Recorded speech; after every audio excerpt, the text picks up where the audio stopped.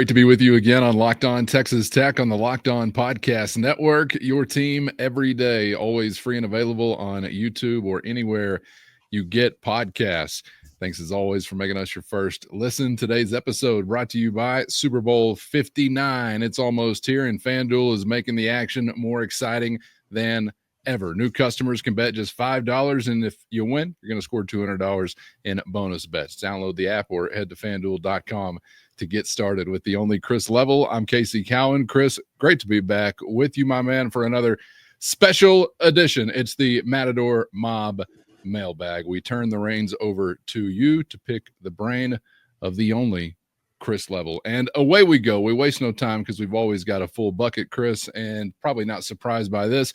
Most popular question of the week, most popular subject of the week, General Manager Watch. We had Bobby, we had Sam, we had Jack, Trisha, Brian, Fernando, we had Jason, we had Lewis, all weighing in on any update for James Blanchard. What you were about to hear is a conversation that happened prior to circumstances changing. What you are now going to hear, courtesy of the magic of podcasting, is an updated and refreshed conversation surrounding the answer to that question. And Chris, things happen very quickly. Things happen fast. And as you're, I feel like, fond of saying, things could change by the time folks are listening to this or to that. But we had an opportunity to reconvene before we had even kicked out the Matador Mob Mailbag, as things apparently had changed, neared change. Sounds like we're approaching a resolution. I don't know. How would you describe the situation as we sit here? Yeah, and I don't know exactly when this changed or how this will be or was official. Okay, but this is a process with James Blanchard that's kind of played out much longer than I guess I would have thought.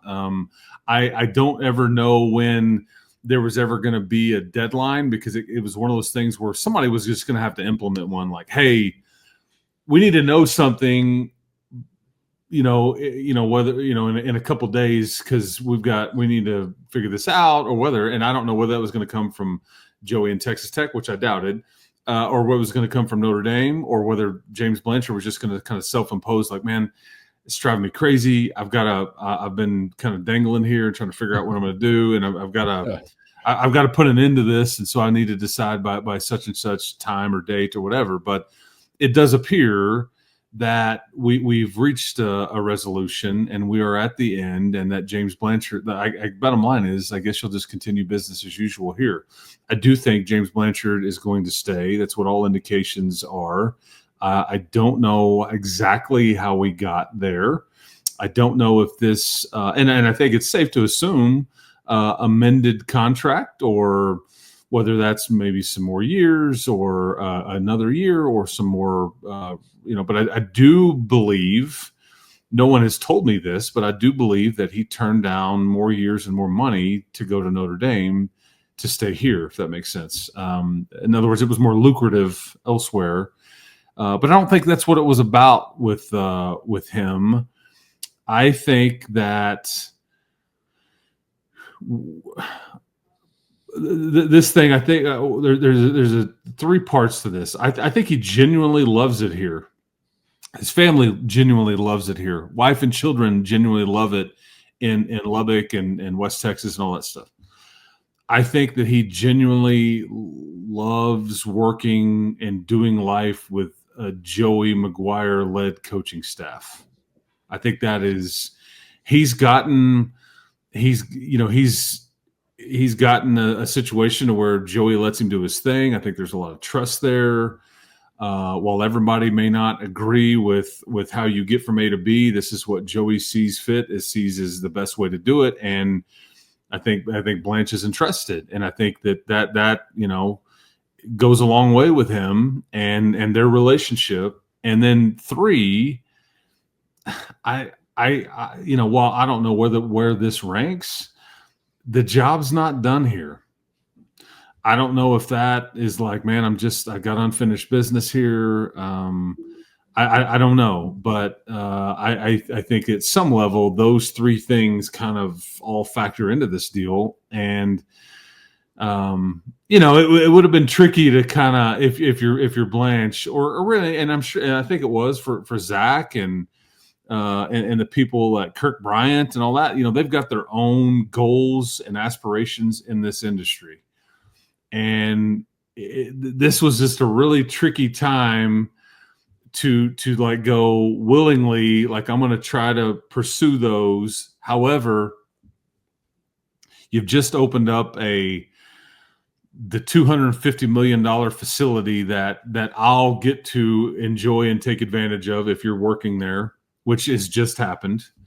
And we just did really well with upgrading this roster massively. And I could see where that's pretty attractive to like want to see it through. And so this would be a tricky time to like kind of seek greener pastures. Now for Zach, who's a coordinator looking to be a head coach. Okay. For Kirk Bryant, who is an analyst and in that kind of role to go be a coordinator at a lower level, those are one thing. But, for Blanche, man, it's a lateral move. It's just, maybe it's blue blood and high profile versus an up and comer, which is where Texas Tech is at right now, trying to kick the door in and all that. And that, so maybe it's an easier, to say no to a lateral move. But so it appears that you will conduct business as usual here, and you can now you've really nothing changes. I don't guess. Now we'll see if Blanchard is the folks under him or next to him with Coach Kenny and Coach Harwell and obviously Coach Nance, if those guys stay in place and all that, and you just kind of keep this machine moving forward. Because I do think that with the way the rules are about to change and be implemented, that there is more of a more focus back on evaluation of high school, especially top end guys and character and all that kind of stuff. So this is still a very valuable component to Joey's staff, but it does appear that we've reached the end. How this was or will or was finalized, I don't know. I mean, I don't know. I told you this a few days ago. I'm like, I don't know if there'll ever be like a, hey, look away, he's staying, or hey man, yeah, there's nothing really for us to say because nothing has changed here. He didn't get on the plane. GM. He's still the GM. The end, right? Yeah, that's right. So I don't know. I don't know what you say. Yeah. So one thing I'd like to see change. You think maybe the Irish should give it up finally, for crying out loud? I mean, no means no, guys. Well, I mean, at some point, yeah, what's the old saying? Fool me once, shame, to fool me twice. That whole deal. But yeah, I would guess that, and that may be why. Part of why it took him a bit to sort through everything with what he ultimately wanted out of life and his career, knowing that, okay, if I tell them no this time, that's probably it, and you just want to make, and I think you have to credit Joey for allowing him to go through that process and like maybe letting it go on longer than everybody was comfortable with. I don't know. As I said at different times, there was no like, man, you really need to get something done by this day. You're just kind of in this sweet spot where this could have theoretically dragged on for a while longer, and it wouldn't have really affected too much everyday business. It would have, but not to where, man, we need to know because we got to get this class signed, or we got a game to get ready for, or whatever. That really didn't exist, and so. But I just think all's well that ends well. And so this was theoretically, I guess this was much ado about nothing, other than I think that USC and Notre Dame have made it very clear that they would like to be in the James Blanchard business. And James Blanchard has made it very clear, I think, that he would like to remain here for the time being. So, anytime you're giving Notre Dame the stiff arm, I can't go much ado about nothing. At the end of the day, as far as changing names on the website, will be much ado about nothing for those folks. But fending off those kind of programs, it's just, I'm still kind of pinching myself to remind myself that I'm awake and hearing this as a Texas Tech fan. I thought you said lateral move a minute ago. I swear I heard you use that descriptor. It is, because you're going from GM to GM, and it's just now it's all in the eye of the beholder on where you want to do that job. And I think that, more money isn't necessarily equal more happiness. It may mean more pressure, or maybe me being colder on an everyday basis, or Blanche could be like, man, I kind of want to. I helped put this portal class together with a variety of other people and all that. I kind of like to see what this looks like, and then the setup infrastructure wise, Chris, like it's I don't want to put too much on it, but it sort of is the James Blanchard personnel department right now. I think Joey's very comfortable with that. I think there's a trust, and there's you've put together certain parameters and formulas on how you try to. And again, James will be the first one to tell you, I mean, everything that I've done, or we haven't hit on everybody. I mean, nobody does, but large in part, what you've put together is really meant to be bigger, faster, stronger. Yes, but it's also meant to mitigate the miss or the risk of who, if you do miss on somebody, I bet they were bigger and faster coming in here, and maybe they just didn't really love it, or maybe they got hurt, or maybe we didn't get exactly who we wanted, but all those kinds of things. So I don't know. I was fully prepared for him to depart, but it doesn't appear that that's what is going to happen. And so away we go. All right. Well, that's good news. I'm going to chalk that up as good news. Glad that turns out to be the result. Thank you for the questions. Onward, sticking with the football program, partly to do with Texas Tech, partly more big picture. First, today's episode brought to you by PrizePicks. Testing your skills on PrizePicks this football season is the most exciting way to play daily fantasy sports, and the best way to spice up any game, anytime. You think you got what it takes to win up to 100 times your money? All you got to do is select 2 to 6 players, pick more or less on their projected stats, place your entry, and boom, you're ready to roll. PrizePicks is not only the best way to get action on sports in most states, including Texas, but PrizePicks also puts their members first, so all withdrawals are fast, safe, and secure. When the picks hit, you can get your money in as quick as 15 minutes. With easy gameplay, quick withdrawals, and a giant selection of players, projections, and stat categories, it's no surprise that PrizePicks is the #1 daily fantasy sports app. So get in on the fun and the winning, and download the PrizePicks app today and use our code LOCKEDONCollege, and you're going to get $50 instantly when you play only $5. Again, that's our code LOCKEDONCollege on PrizePicks to get $50 instantly when you just play $5. You don't even need to win to receive the $50 bonus. It's guaranteed. With PrizePicks, run your game. We had Beckett and Ed asking about this, Fernando, Sam, and Mark also asking about spring football games. You consider maybe a future where Texas Tech is doing away with their spring game #1. What do you think about now this position others have taken where they are already saying no mas on the spring game exhibitions? Is it something that could change as the portal continues to be affected regulation-wise? What do you make of this big picture conversation and maybe how it could impact Tech also? I think spring has changed for a lot of people in recent years for a variety of reasons. I'm sure this question is being asked because it was well documented that Nebraska is going to do away with their spring game. There always is going to be spring practices or workouts or however you want to phrase that. There'll be some parameters on that, and that you will have to limit it to a certain number. Right now it's at 15, and you can use them or not use them, but that's what you're allowed to do. And there'll always be some scrimmage scenarios. I think what Nebraska is doing, and this is technically what Texas Tech did last year. Like, hey, we're going to have this. We're just not going to televise it. We're not going to have any video of it. We don't want to showcase our athletes for potential, and maybe some of this is going to start to die down a little bit with revenue sharing, and you've got guys under contract, and and whatnot. But again, you have to remember at the time that most of these go on, there is still another opportunity to get into the portal at the end of the spring and then leave. So somebody could be sitting at home, just kind of flipping around on a Saturday afternoon going, well, we need a this, we need a that. They're pretty good. They're probably not going to play for those guys, but if we offer them, I mean, there's some of that for sure. Kind of be stupid if you weren't taking advantage of that, I guess. Probably.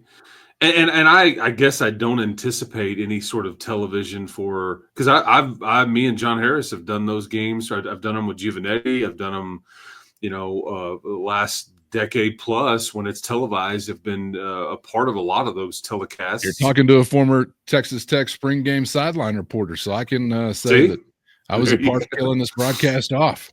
There you go. There you go.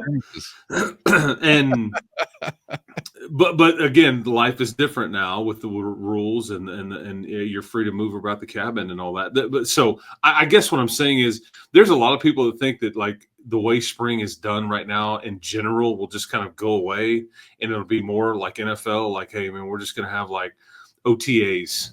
Like the NFL does and things like that. And maybe it's structured a bit differently and all that stuff. There's always going to be a component of it, but maybe we just don't put a TV camera out there and showcase it like you do with a quote unquote spring game. Because what most schools were doing, they would typically, and Tech does this too. This is how Joey and Cliff and all that, they would have like a real scrimmage like a week or so, or even maybe 2 weeks before the actual red and black game, where they would like, everybody's going to play, we're going to show different things, and we're going to really, and nobody would see it. Then you come out, and this is more for the fans, and you are very vanilla. You're not showing a lot of schemes. Certain guys are going to be held out, and it's more of a fan event and a recruiting event. Let's bring in a bunch of recruits that weekend and let them see how our program works and let them be around our fans and all that stuff. So yeah, but that's kind of what you're looking at it's just an unintended consequence.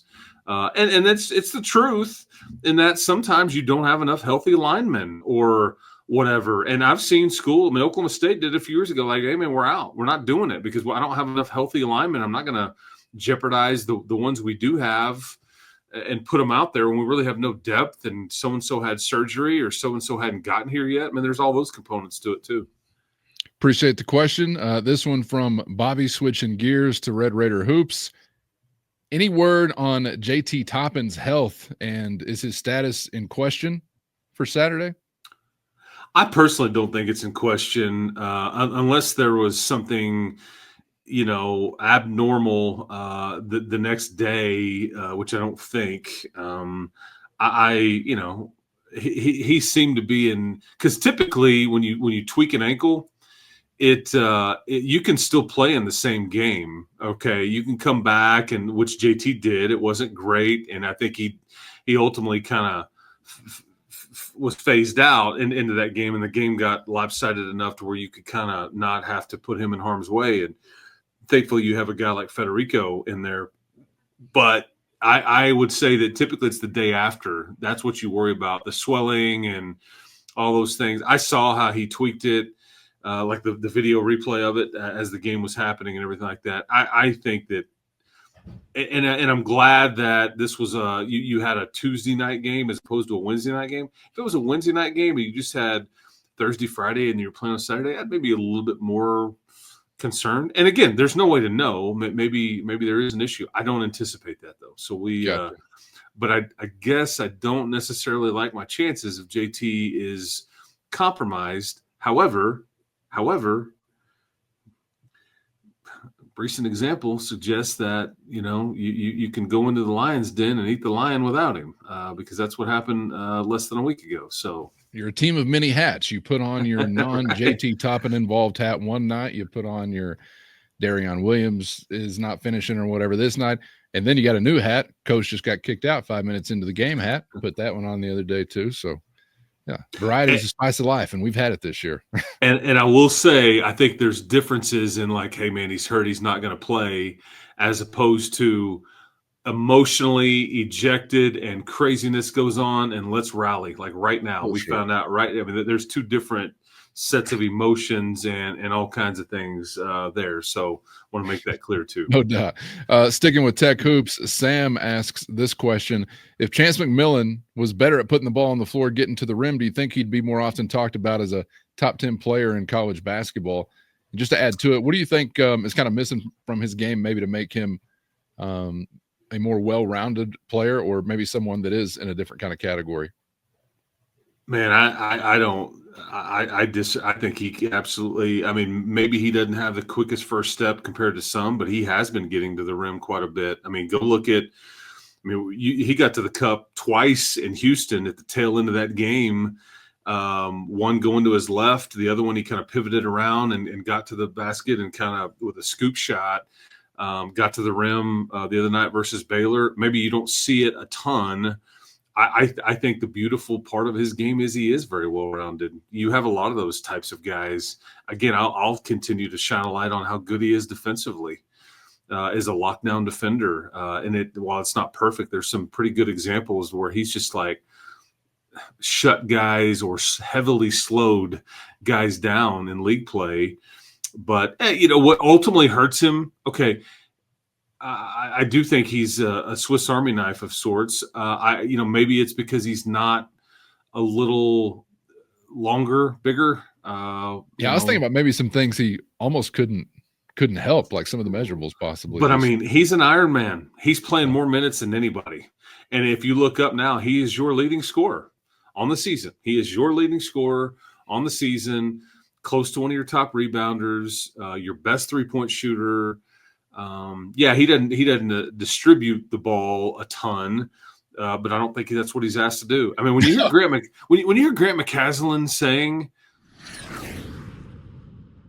First, today's episode brought to you by Gametime. Whether it's sports, music, comedy, or beyond, we all love going to live events. And now Gametime has made it even easier to get tickets for your favorite events with their new feature, Gametime Picks. This feature trims all the fat to show you only incredible deals on great seats, so you don't have to waste time searching through thousands of tickets. You'll always find can't beat deals. Plus, the app's all-in pricing shows the total cost up front with no surprise fees at checkout. Take the guesswork out of buying tickets with Gametime. Download the Gametime app today, create an account, and use our code LOCKEDONCollege for $20 off your first purchase. Terms do apply. Again, create an account and redeem our code LOCKEDONCollege for $20 off. Download Gametime today. What time is it? Gametime.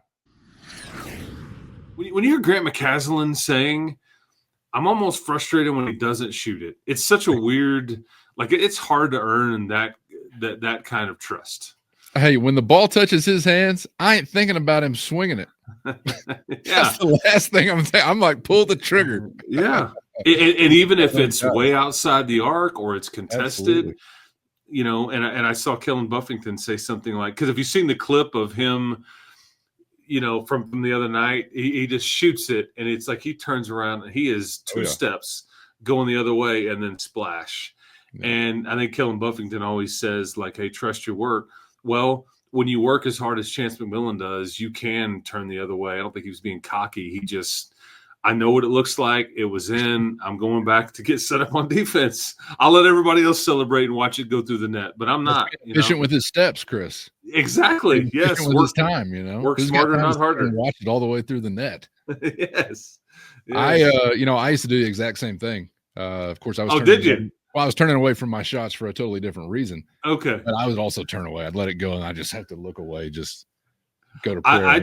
I would not watch it go up. I just would also not necessarily go the other way. I just wouldn't look at my coach.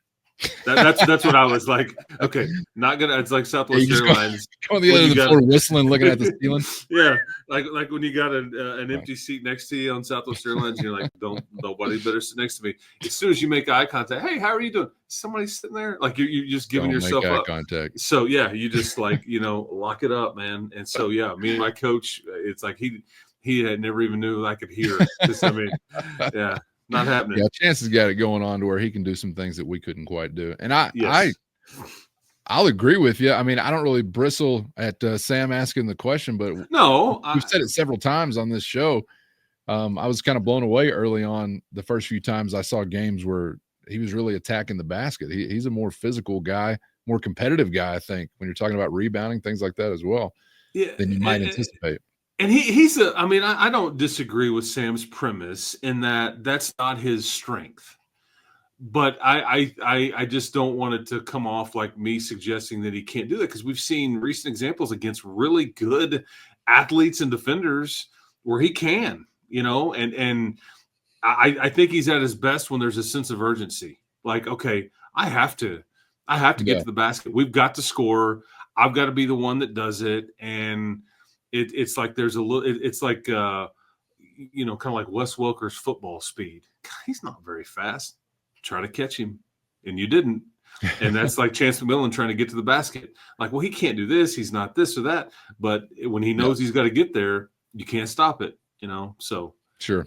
All right. Thank you for that question, Sam. This one taking us back to the football program. Had a couple of folks chiming in on the football schedule that was released this week. We had Roderick, we had Marvin, we had Mark 2 times, double Mark on this question, asking about kind of a two-parter here.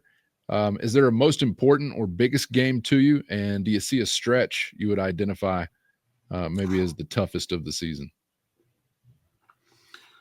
Yeah, man, I think for good reason. I can talk this up and make a really good argument for it. And people can disagree, but I think that the Utah game is massive. And the reason I would offer that up is because if you don't go do it, all these other games at the tail end, like lose a little luster. If you're, you've got to get off to a good start.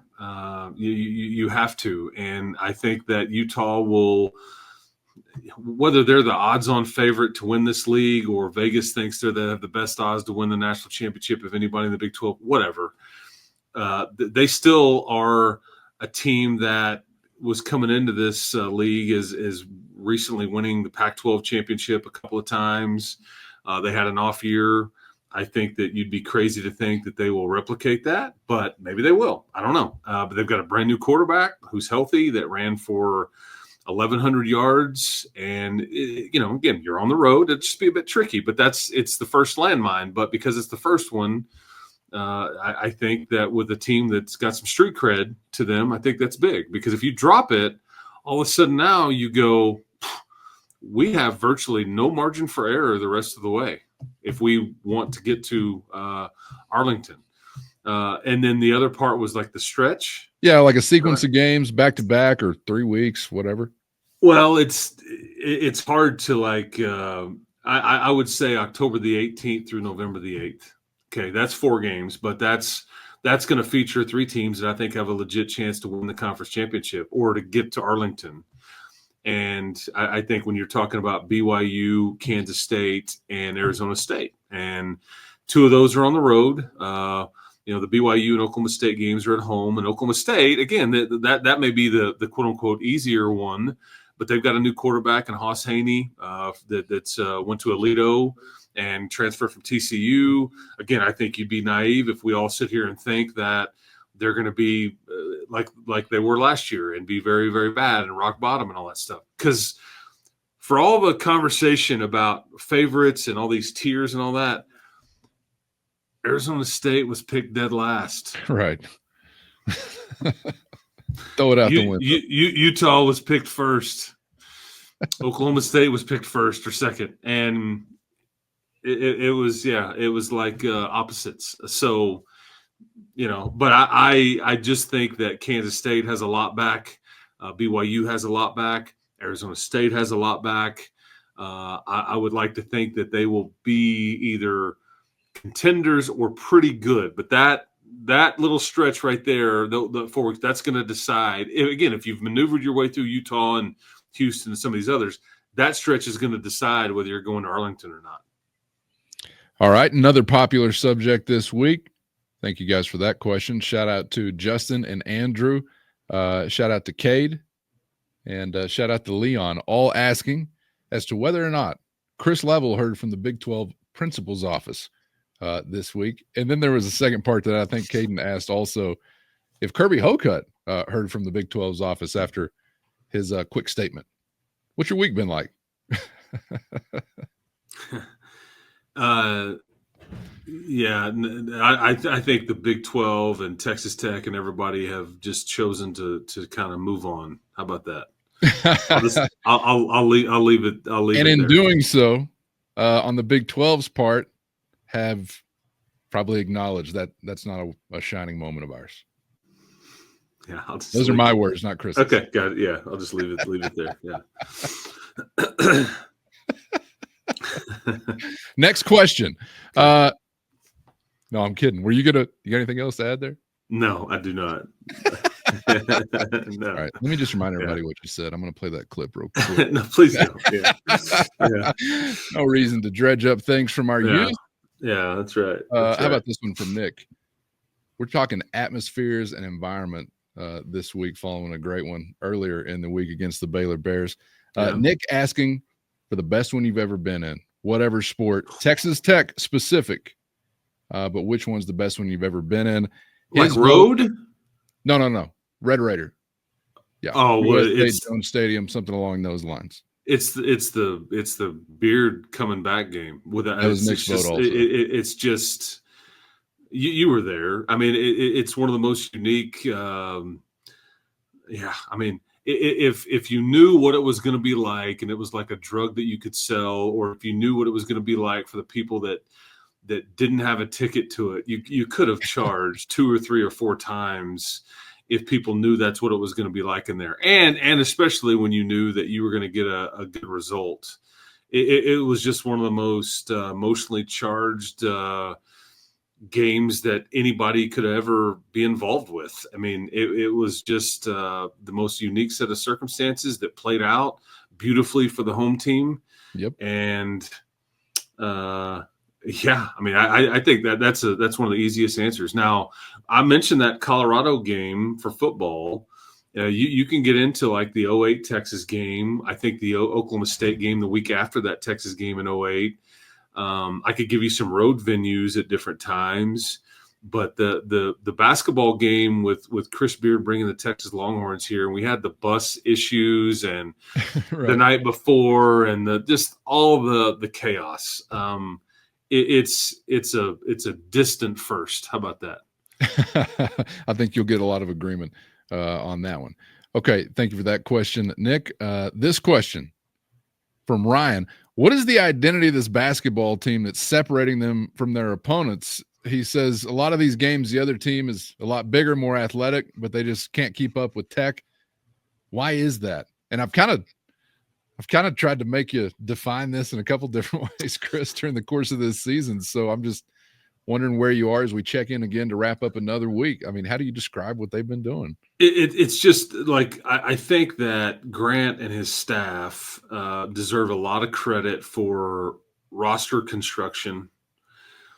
They likely chose very wisely and kind of had a good feel for the kind of personalities and characters that you were bringing to this thing. Because you could have argued early on in the year, and we maybe even talked about it on this show, is your team too nice? Is your team too, do you have anybody that gives you an edge? Do you have anybody that's going to push the Gatorade cooler over if it's not going well and you need to police your own? Because this is Chance's team and Darion Williams' team, and those are guys that are just great dudes.